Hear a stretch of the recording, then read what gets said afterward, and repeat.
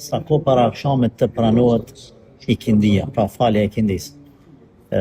Mas pari këshillojmë që mos me lani ikindin, mos me vonu.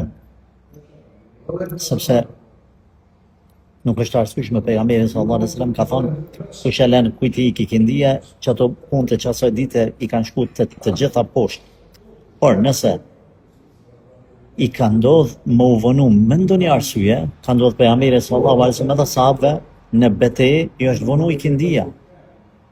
Kjo është situatë tjetër. Për çfarë me lënë se belon se hoxha më ka thonë që deri para akşamit s'ka problem. Jo.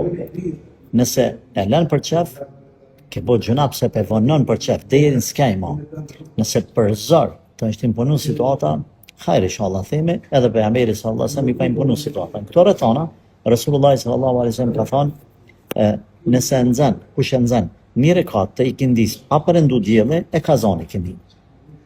Pra nëse më arsye të caktuar, e bënon ikindin, edhe arrin me fal një rekat pa përëndu dielli, 3 rekat mas i ka përëndu dielli, në rregull inshallah.